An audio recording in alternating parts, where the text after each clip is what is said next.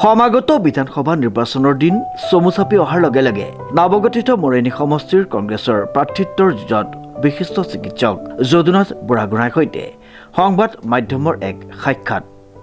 হয়, আপুনি কোৱাৰ দৰে ইলেকশ্যনৰ কাৰণে বেছি দিন নাই আৰু আমাৰ শীৰ্ষ নেতৃত্বই তেওঁলোকে সিদ্ধান্ত ল'ব, তেওঁলোকে আলোচনা কৰি আছে।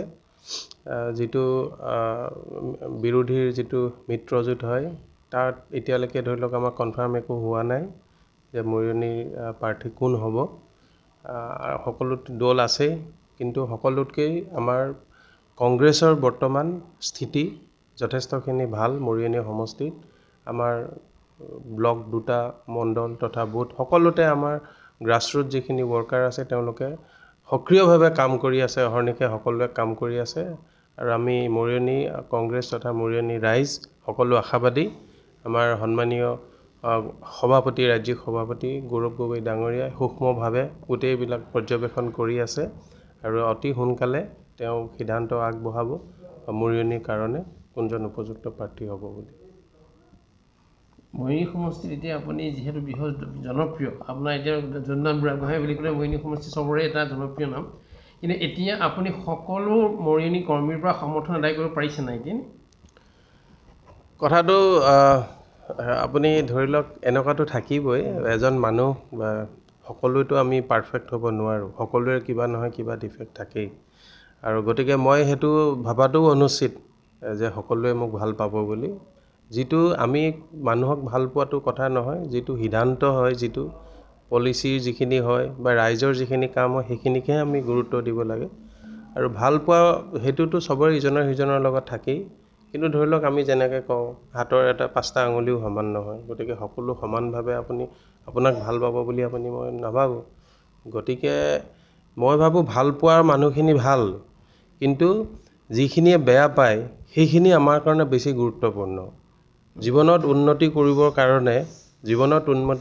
কাৰণে আমি যিসকলে আমাক বেয়া পায়, আমাক ক্ৰিটিচাইজ কৰে, সেইখিনিতহে যদি আমি গুৰুত্ব দিওঁ, তাত মোৰ কি ভুল হৈছে, কি দুখ হৈছে, সেইখিনি যদি আমি নিজকে ইমপ্ৰুভ কৰোঁ তেতিয়াহে আমি লাইফত প্ৰগ্ৰেছ কৰিব পাৰোঁ।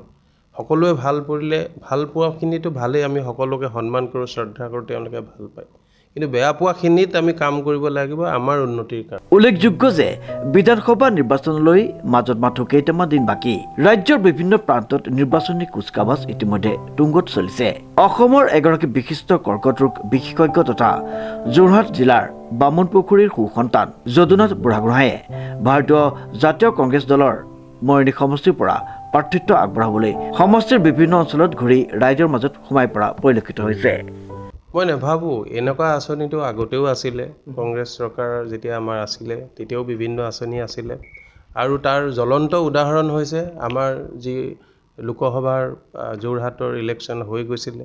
আমাৰ ৰাজ্যিক সভাপতি গৌৰৱ গগৈ ডাঙৰীয়াক ৰাইজে বিপুলভাৱে সঁহাৰি জনাই তেওঁ জয়যুক্ত কৰিছিলে। আঁচনি তেতিয়াও আছিলে, গোটেই শাসকীয় গোষ্ঠী কেবিনেটো আহি যোৰহাটৰ নিচিনা জেগাত আহি বহি লৈছিলেই, কিন্তু তথাপিতো তেখেতক কোনো পধ্যে তেখেতক হৰুৱাব পৰা নাছিলে। গতিকে মই ভাবোঁ যে এই আঁচনিয়ে কোনো পধ্যে মই নাভাবোঁ যে কোনো নিৰ্বাচনত প্ৰভাৱ পেলাব। বৰঞ্চ আঁচনিবিলাকে বহুত ক্ষেত্ৰত আমাক বিপদতহে গৈ আছে। লোনৰ এতিয়া মিডিয়াত আহিয়ে আছে যে ধাৰত পোত গৈ আছে, কি অৱস্থাত যাব এতিয়া আমাৰ অসমৰ ভৱিষ্যত। আপুনি এজন সুচিকিৎসক, আপোনাৰ অসমত বা ভাৰতবৰ্ষত এটা নাম আছে, গতিকে আপুনি এই ৰাজনৈতিক ক্ষেত্ৰখনত যে আহিছে, ইয়াত আচলতে কি পৰিকল্পনা হাতত লৈ আপুনি এনেকৈ আগবাঢ়ি আহিছে? পৰিকল্পনা মই বিভিন্ন আপোনালোকৰ সাংবাদিক বন্ধুসকল আহোঁতে মই কৈছোঁ, ৰাইজৰ লগতো কৈছোঁ যে আমি বিভিন্ন সময়ত আমাৰ বয়সৰ অনুপাতে বিভিন্ন দায়িত্ব আহে। এখন যেতিয়া আপুনি মেডিকেল কলেজতো চায়, তাতো এজন চিকিৎসক প্ৰথমতে ষ্টুডেণ্ট হয়, তাৰপিছত এটা ট্ৰেইনী ষ্টুডেণ্ট হয়, ৰেজিষ্টাৰ হয়, এছিষ্টেণ্ট প্ৰফেচাৰ হয়, এছ'চিয়েট প্ৰফেচাৰ হয়, তাৰপিছত তেওঁ ছুপাৰিনটেণ্ডেণ্ট হ'ব লগা হয় বা তেওঁ মেডিকেল প্ৰিন্সিপাল হ'ব লগা হয় বা কেতিয়াবা ডাইৰেক্টৰ অফ মেডিকেল এডুকেশ্যন হয়। চবে মেডিকেলত থাকে, এইটো লাইফৰ এটা আমাৰ অংশ।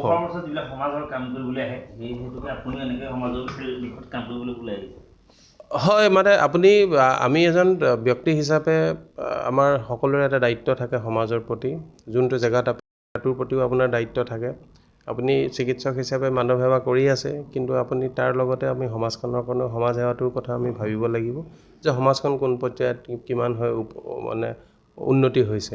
আমি বিভিন্ন ক্ষেত্ৰত দেখা পাইছোঁ, আমি বাকী আমাৰ অসমৰ বাকী আপুনি সমষ্টিকেইটাৰ লগত যদি তুলনা কৰে, আমাৰ মৰিয়নিখিনিত যথেষ্ট কৰিবলগা কাম আছে, যিখিনি হয়তো আগৰ যিখিনি বিধায়ক আছিলে কৰিব লাগিছিলে তেওঁলোকে কৰিছে যদিও ধৰি লওক মানুহৰ কিছুমান ক্ষমতা থাকে, লিমিট থাকে, লিমিটৰ ওপৰত যাব নোৱাৰে বা চিন্তা শক্তিও অলপ বেলেগ ধৰণৰ থাকে, ভাবে এইটোৱে ভাল, কিন্তু যিখিনি ৰাইজৰ বেছিক প্ৰয়োজনীয় বস্তুখিনি সেইখিনি নহ'লে মই ভাবিছোঁ আমি উন্নতি হৈছে বুলি ক'ব নোৱাৰোঁ। ছাৰ, যিহেতু এইবাৰ মৰিয়নি সমষ্টিত বিশেষ চৰ্চিত হৈ আছে যে বিজেপি আৰু কংগ্ৰেছৰ মাজত মূল যুঁজখন, এই সম্পৰ্কত কি হ'ব? এইবাৰ বিজেপি দলেও মৰিয়নি সমষ্টিৰ ওপৰত বেছি লাভ হেৰি কৰি থকা দেখে, কি ক'ব সেই সম্পৰ্কত?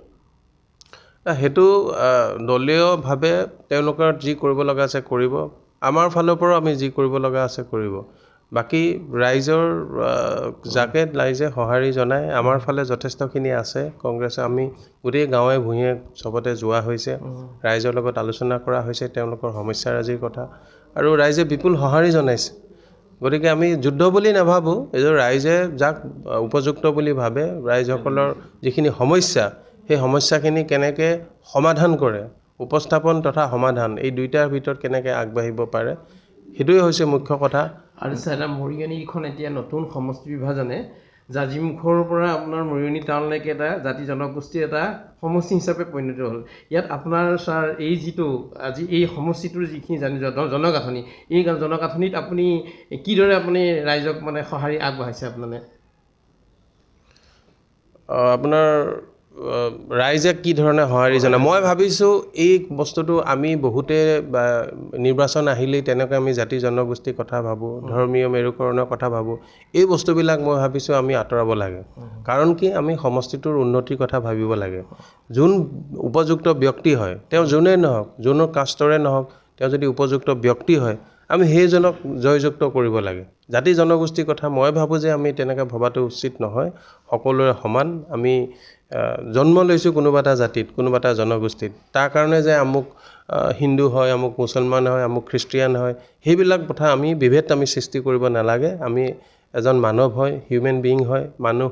আমি ইজনে সিজনৰ ভাল ভাৱ থাকিব লাগিব, আৰু যিজন উপযুক্ত মানুহ হয় তেওঁলোককে আমি সমষ্টিটোৰ ফালৰ পৰা জয়যুক্ত কৰিব লাগিব। কিন্তু মই এইটো জাতি জনগোষ্ঠীৰ কথাটো ভাবাটো মই ভাবোঁ যে সেইটো আমি ইমান মানে ভাবি থকা বা বিশ্লেষণ কৰি থাকিব নালাগে, কাৰণ আমি এটা বহল দৃষ্টিভংগীৰে বস্তুবিলাক চোৱাটো উচিত হয়।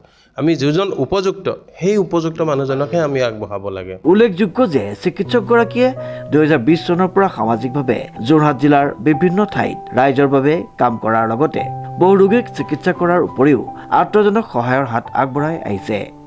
2026 বৰ্ষৰ বিধানসভা নিৰ্বাচনত তেওঁ ভাৰতীয় জাতীয় কংগ্ৰেছৰ দলৰ পৰা নৱগঠিত মৰিয়নি সমষ্টিৰ প্ৰাৰ্থিত্ব নিৰ্বাচনী যুঁজত অৱতীৰ্ণ হোৱাৰ চেষ্টাৰে শাসকীয় দলৰ মৰিয়নি সমষ্টিটোক কংগ্ৰেছৰ দখললৈ অনাৰ সজোৰে দাবী তুলিছে কংগ্ৰেছৰ নেতৃবৃন্দই। সংবাদ মাধ্যমৰ সৈতে হোৱা এক সাক্ষাৎকাৰত মৰিয়নি সমষ্টিৰ পৰা 2026 বিধানসভা নিৰ্বাচনৰ প্ৰাৰ্থী হোৱাৰ ইচ্ছা প্ৰকাশ কৰি চিকিৎসকগৰাকীয়ে সংবাদ মাধ্যমৰ যোগেদি ভাষ্য প্ৰদান কৰাৰ লগতে মৰিয়নি সমষ্টিত এতিয়া ৰাস্তা পদূলি, চিকিৎসা সেৱা, উদ্যোগ বাণিজ্য আদি পিছ পৰি ৰৈছে বুলি ব্যক্ত কৰিছে। টিয়কৰ পৰা বিৰাজ বৰাৰ ৰিপৰ্ট, নিউজ নাও।